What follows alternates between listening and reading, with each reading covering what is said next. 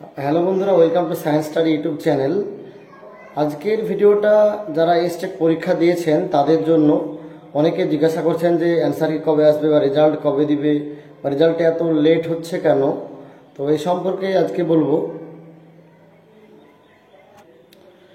আগেরবার যে এস্টেট হয়েছিল সেটার রেজাল্ট এবং অ্যান্সার কি খুবই দ্রুত দিয়েছিল, কারণ নিয়োগ করার একটা ব্যাপার ছিল, ফর্ম ফিল আপের জন্য যে ফর্ম ফিল আপ করাতে হবে, নিয়োগ করতে হবে, এরকম একটা ব্যাপার ছিল। তো যেহেতু লোকসভা ভোটের আগে ব্যাপারগুলো হয়ে গেছে, এবার সামনে বিধানসভা ভোট, তো আশা করা যায় বিধানসভা ভোটের আগেই এই যে নিয়োগ টিআরএ 4 এটা কমপ্লিট করবে। সম্ভবত ডিসেম্বরের মধ্যে কিন্তু এই নিয়োগ প্রক্রিয়া সম্পূর্ণভাবে কমপ্লিট করবে।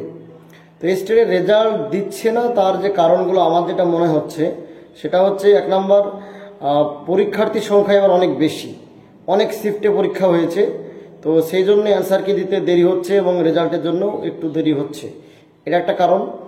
2 নম্বর কারণ হচ্ছে যে শিক্ষা সচিব যিনি ছিলেন এর আগে, তিনি চেঞ্জ হয়ে গেছেন, নতুন শিক্ষা সচিব এসেছেন, এবং বিপিএসসির যে চেয়ারম্যান ছিলেন তিনিও চেঞ্জ হয়ে গেছে, নতুন চেয়ারম্যান এসেছে।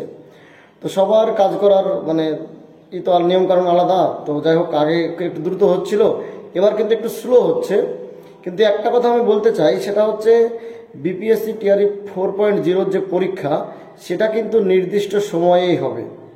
এরকম না যে স্টেটের রেজাল্টের জন্য কিছুদিন দেরি হচ্ছে বা অ্যান্সার কি দিতে কিছুদিন দেরি হচ্ছে বলে ওই বিপিএসসির পরীক্ষা পিছিয়ে যাবে, এরকম। স্টেটের জন্য বিপিএসসি পরীক্ষার কোনো প্রভাব পড়বে না, বিপিএসসি যে মেন পরীক্ষা তার উপর। এবং আরও একটা কথা বলে দিই, সেটা হচ্ছে বিপিএসসির যে মেন পরীক্ষা হবে, তার যে ফর্ম ফিল আপ হবে, তার আগেই কিন্তু স্টেটের রেজাল্ট বের হবে। এটা কনফার্ম যে বিপিএসসির নোটিফিকেশন আগেই স্টেট রেজাল্ট বের করবে, এবং যত সম্ভবত এই মাসের শেষের দিকেই রেজাল্ট পাবলিশ করবে।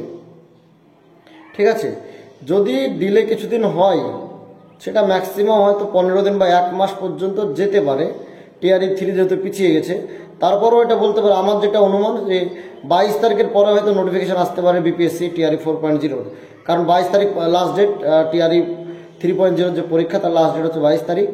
তো 22 তারিখের পরে যে কোনো দিন হয়তো বিপিএসসি টিআরই 4.0 নোটিফিকেশন পাবলিশ হতেই পারে, এবং স্টেটের রেজাল্ট আশা করা যায় তার আগেই বা ফর্ম ফিল আপের লাস্ট ডেটের আগে পর্যন্ত দিয়ে দেবে।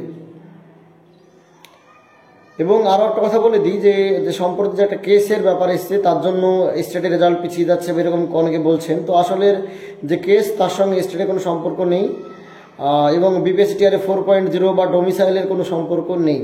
আসলে যে কেসটা হয়েছে সেটা হচ্ছে এখানকার যে সংরক্ষণ পার্সেন্টেজ, সেটা নিয়ে, যে আগে যেটা ছিল তার চেয়ে সরকারে কিছু বাড়াতে চাইছে, সেটা ব্যাপার। হয়তো এটা লাগু হলে জেনারেলদের সিট কিছু কমবে, অতটা প্রভাব পড়বে না আশা করছি। এবং স্টেটের সঙ্গে এবং এই যে কেস চলছে তার কোনো সম্পর্ক নেই। আর একটা কথা বলতে চাই সবাইকে, যারা স্টেট পরীক্ষা দিয়েছেন, পাস করবো ভাবছেন, তাদেরকে বলবো আপনারা বিপিএসসি টিআরই 4.0 পরীক্ষার প্রিপারেশন শুরু করুন। এরা কিন্তু টাইম দেবে না, এরকম মনে হচ্ছে যে অনেক টাইম আছে, কিন্তু এরকম না। ফর্ম ফিল আপ শুরু থেকে পরীক্ষা ডেট 1 মাস টাইম পাবেন ম্যাক্সিমাম। ঠিক আছে, আগেরবার যেটা হয়েছে পূর্ব অভিজ্ঞতা থেকে বলছি আমি, এবং আগেরবার তো খুবই দ্রুত হচ্ছিল, এবার একটু টাইম নিচ্ছে। তবে বিপিএসসি মেন পরীক্ষা আশা করছি নির্দিষ্ট টাইমেই হবে। তো ওই জন্য বলবো আপনারা নিজেদের প্রিপারেশন শুরু করুন, প্রিপারেশন নিজের মন দেন। রেজাল্ট কবে দিচ্ছে, অ্যান্সার কবে দিচ্ছে, সবে মাথা না গামানোই ভালো। যদি মনে হয় যে আপনি পাস করবো ভাবছেন, যে সেফ জোনে আছেন, যে 80 বা 90-এর কাছাকাছি আছেন, তাহলে আপনি সেফ জোনে আছেন। আশা করছি কোনো সমস্যা হবে, পাস করে যাবেন।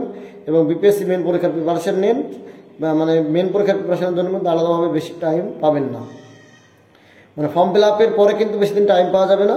তো ওই জন্য বলবো যে আপনারা নিজেরা ফর্ম ফিল আপের দিকে না তাকিয়ে নিজের প্রিপারেশন নেন। আরেকটা কথা বলবো, যে আপনারা একটা ডোমিসাইল সার্টিফিকেট বের করে রাখুন, কারণ লাগলেও লাগতে পারে ডোমিসাইল সার্টিফিকেট। প্রথমবার টিআরই 1-এ কিন্তু আমাদের ডোমিসাইল লেগেছিল, টিআরই 1 আমি দিয়েছিলাম প্রথমবার পরীক্ষায়, প্রাইমারির জন্য দিয়েছিলাম, সিটেট পাস থেকে দিয়েছিলাম, যেহেতু বিএড তাই বাদ দিয়ে দিয়েছে আমাদেরকে। তো আমি একটা কথা বলবো, আপনাদের সার্টিফিকেট বা মার্কশিটগুলো রেডি রাখুন, আর একটা ডোমিসাইল সার্টিফিকেট বের করে রাখুন, কারণ ফর্ম ফিল আপের সময় যদি ডোমিসাইল সার্টিফিকেট লাগে, তখন কিন্তু খুব তাড়াতাড়ি পাওয়া যায় না, একটা 2-3 দিন বা ম্যাক্সিমাম 7 দিন টাইম লেগে যায়। তো ওই জন্য বলবো আপনারা একটা ডোমিসাইল সার্টিফিকেট বের করে রাখতে পারেন, তার সঙ্গে নিজেদের যে সার্টিফিকেটগুলো আছে সেগুলো বের করে রাখুন।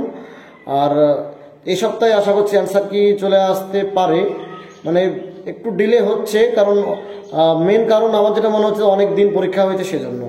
আর একটা ব্যাপার যে সম্প্রতি একটা পরীক্ষা হলো, যে হেডমাস্টার পরীক্ষাটা হয়েছে, যদি একই রকম এক্সপার্ট মানে অ্যান্সার কি তৈরি করে বা এরকম কিছু থাকে, এই জন্য লেট হতে পারে।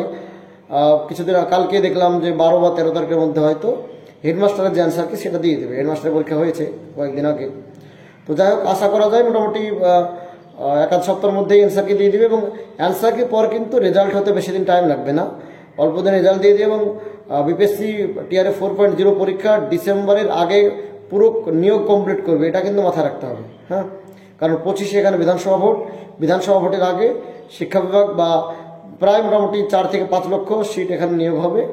বিশেষ করে শিক্ষা বিভাগে প্রায় 2 লক্ষ সিট নিয়োগ হবে।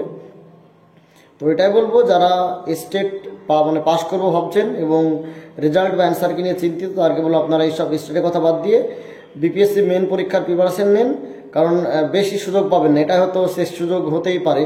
কারণ ডোমিসাইল নিয়ে সরকারের স্ট্যান্ড কখন কি হবে কেউ বলতে পারবে না।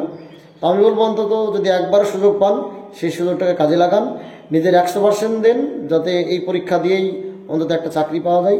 কারণ পশ্চিমবঙ্গের অবস্থা সবারই জানা। হ্যাঁ, তো যাই হোক আমি একটু মোটিভেশন করার চেষ্টা করলাম সবাইকে। ভিডিওটা ভালো লাগলে চ্যানেলটা সাবস্ক্রাইব করতে পারেন এবং বন্ধুদের মাঝে শেয়ার করতে পারেন। ধন্যবাদ।